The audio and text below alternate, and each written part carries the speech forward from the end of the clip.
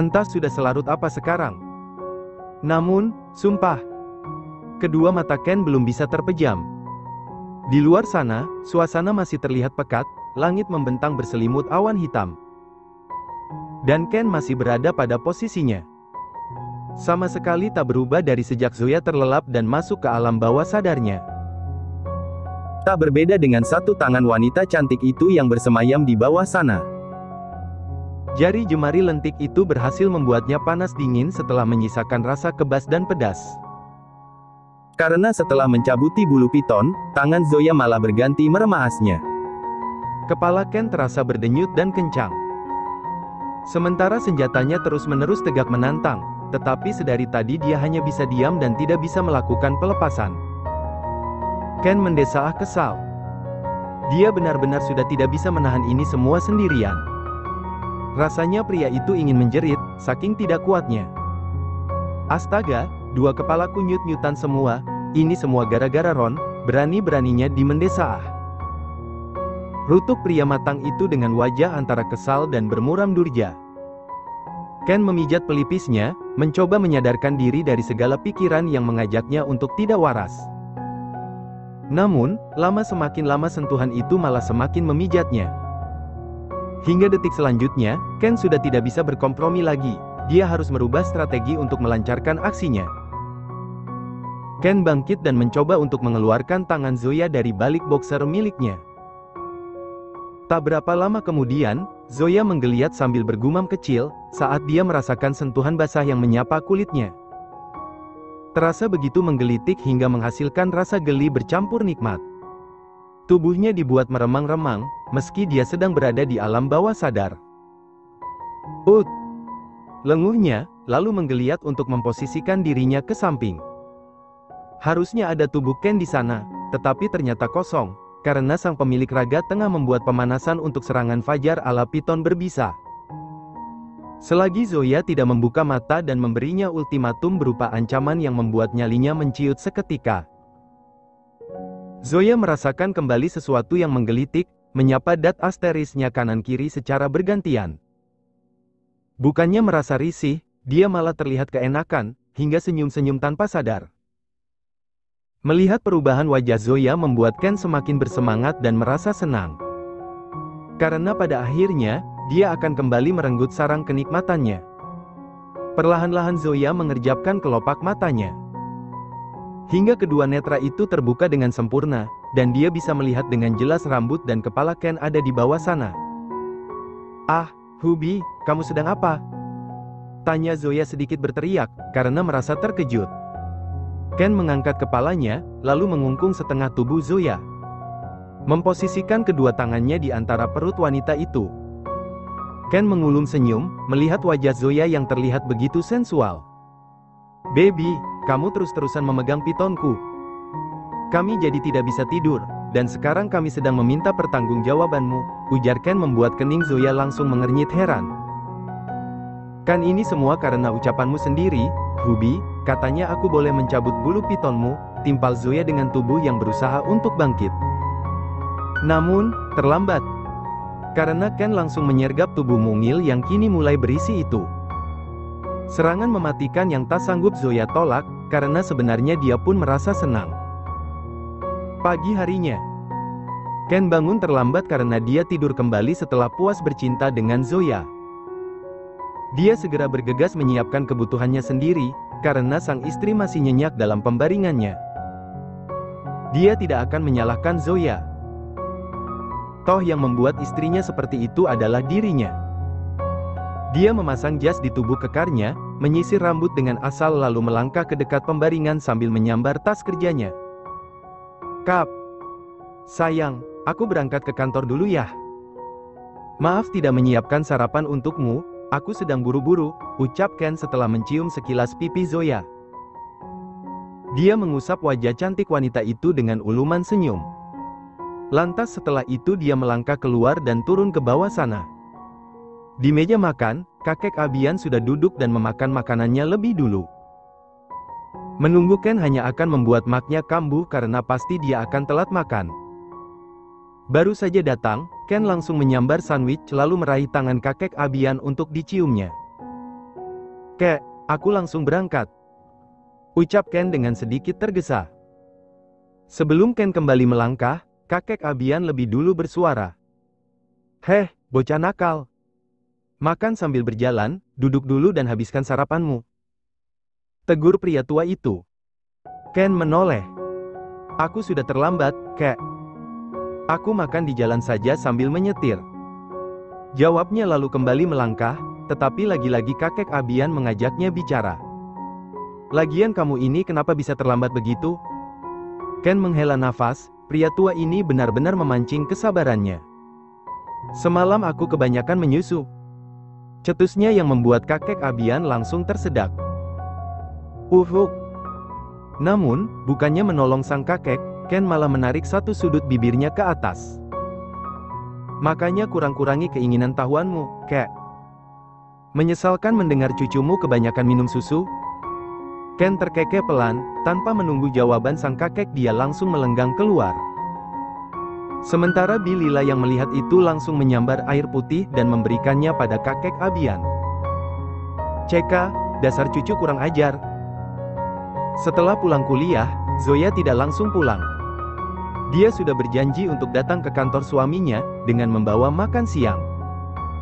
Saking sibuknya karena sang asisten tidak ada. Ken tidak bisa makan siang di luar, alhasil Zoya yang membawa makanan tersebut untuk suaminya. Tak sampai lama Zoya akhirnya sampai di depan perusahaan milik Ken. Terakhir kali dia ke tempat ini, saat dia dan Ken baru saja resmi berpacaran.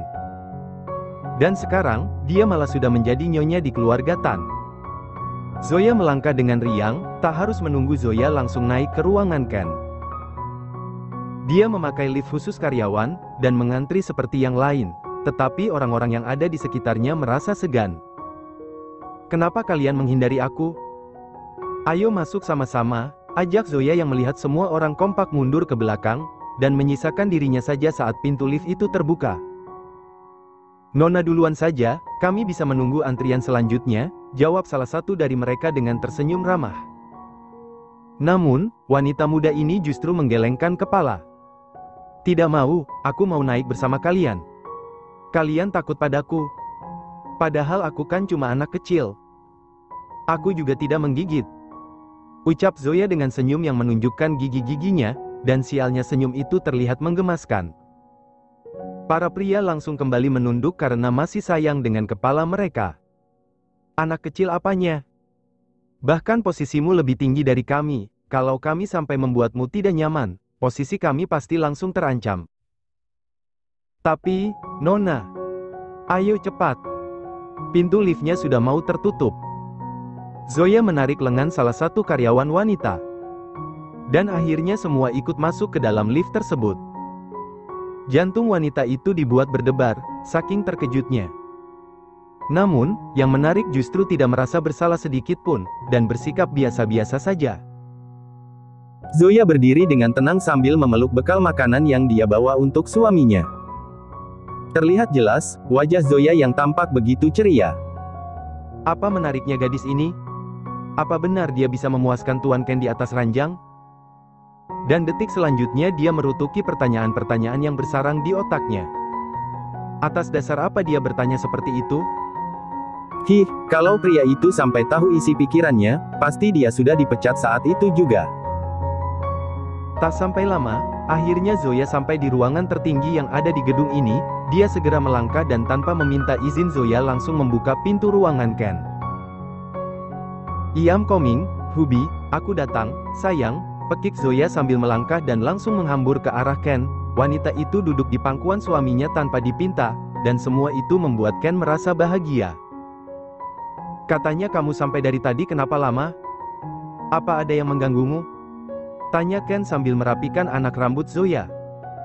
"Tidak, aku tadi ikut mengantri naik lift dengan yang lain jadi lama," jawab Zoya apa adanya. Dia melingkarkan tangan di sepanjang leher Ken, dan mengusap pucuk hidung mereka. Entah kenapa dia jadi manja sekali dengan suaminya. "Lain kali kamu pakai lift yang biasa aku gunakan saja," ujar Ken, ikut melingkarkan tangannya pula di pinggang wanita itu, menjadikan posisi mereka semakin intim. Iya, ya sudah kita makan siang dulu," ajak Zoya. dia memutar tubuhnya dan mengambil paperback yang tadi dia bawa. Memangnya kamu bawa lauk apa? Tanya Ken berantusias. Zoya menegakkan badannya, dan mengeluarkan semua yang ada di dalam kotak bekalnya. Tada! Melihat itu, senyum Ken yang tadinya sangat sumringah, langsung menyurut seketika. Tauge? Lagi? Tanyanya. Hehe iya, kan supaya kecebong piton jadi 5. Sore harinya Ron dan Siska berencana untuk kembali ke rumah orang tua wanita itu. Dan setelah ini mereka sepakat akan langsung menghuni rumah baru yang diberikan oleh Ken. Agar rumah tangga mereka memiliki privasi dan tidak ada campur tangan dari para orang tua. Siska menurut pada ucapan Ron, dan tidak banyak membantah. Anggukan kepala yang terlihat sangat menggemaskan itu membuat Ron selalu tak bisa menahan dirinya untuk tidak mencium bibir Siska. Ih, kakak. Cium-cium terus, bibir aku jontor nanti, ucap Siska sambil menahan dada Ron. Kini mereka tengah membersihkan badan, di bawah kucuran shower yang menderas. Namun, bukannya menyerah. Ron justru menangkap tubuh Siska. Menahan agar wanita itu tidak bergerak kemana-mana. Pria tampan itu terkekeh, saat melihat bibir istrinya mengerucut lucu. Tapi kan enak, sayang. Kamu saja terus mendesah tadi karena permainan cacingku, ucap Ron menggoda. Berhasil, pipi Siska langsung bersemu merah. Dia memalingkan wajah agar kedua matanya tidak bersitatap dengan netra milik suaminya. Itu kan karena aku tidak sadar, jawabnya yang membuat Ron semakin terkekeh gemas. Itu artinya kamu suka, sayang. Kamu sudah terkontaminasi oleh sentuhanku. Ron merapatkan tubuh mereka ke dinding. Seperti dua ekor cicak yang sedang menempel satu sama lain. Dapat Siska rasakan Ron menggesekkan sesuatu di bawah sana, benda yang kembali mengeras menyentuh pangkal pahanya. Bug! Kenapa bangun terus si cacingnya? Aku kan capek, kak, protes Siska, saat dia melihat ke bawah. Cacing Alaska milik Ron sudah kembali tegak menantang dunia. Mendengar itu, Ron terkekeh kecil dan mengecup bibir Siska sekilas. Kamu mau tahu supaya dia bisa tidur nyenyak? Tanya Ron sambil menatap Siska dengan tatapan yang entahlah, Siska tak bisa mengartikannya. Kedua alis wanita itu terangkat, dia jadi penasaran sekarang. Memangnya bisa? Bagaimana caranya? Tanya Siska dengan binar polos yang semakin membuat Ron jatuh cinta. Tanpa bicara kedua tangan Ron terangkat, dia meletakkannya di bahu Siska, dan setelahnya wanita itu merasakan tekanan pada kedua bahunya. Mengisyaratkan agar dia berjongkok, dan membuat wajahnya berhadapan langsung dengan cacing Alaska. Kedua mata Siska membulat sempurna, dia mendongak untuk bertanya pada Ron, apa maksudnya? Untuk apa Ron menyuruhnya memposisikan diri seperti ini? Kak, apa maksudnya ini? Tanya Siska dengan suaranya yang sedikit terbata, merasa ragu. Ron menyeringai tipis, lalu mencengkram rahang Siska agar wanita itu mau membuka mulutnya. Ayo tidurkan dia, ucap Ron dengan wajah sumringah. Pada pukul 5 lebih beberapa menit, Ron dan Siska sampai di rumah. Mereka langsung disambut oleh kedua orang tua Siska. Sebagai menantu yang baik, Ron mencium punggung tangan keduanya, dan diikuti oleh sang istri. Ibu Siska tersenyum bahagia melihat wajah sumringah anak dan menantunya. Siska, sebaiknya kalian langsung istirahat saja, nanti kalau makan malam sudah siap biar mama yang panggil, ucap wanita parubaya itu. Ron dan Siska menurut, pria tampan itu langsung melenggang ke arah kamar, sementara Siska hendak mengambil minum terlebih dahulu. Di dapur, sang ibu menghampirinya. Dia senyum-senyum tidak jelas, membuat Siska mengerutkan kening. Gimana, sis? Sukses? Tanya ibu Siska sambil menahan tawa gelinya. Sukses apanya, Ma? Tanya Siska yang memang tidak mengerti dengan ucapan sang ibu. Dia menenggak air putih di dalam gelas dengan cepat saking hausnya. Itu loh, sis. Bikin cucu buat mama sama papa. Gimana rasanya? Tanyanya lagi, membuat pipi Siska langsung bersemu merah. Dia menggigit bibir bawah dan terlihat malu-malu untuk menjawab. Ayo dong, sis, jawab. Mama kan penasaran, desak wanita parubaya itu. Siska mengangkat kepala sebentar lalu menunduk lagi. Rasanya asin, Ma. Bagaimana?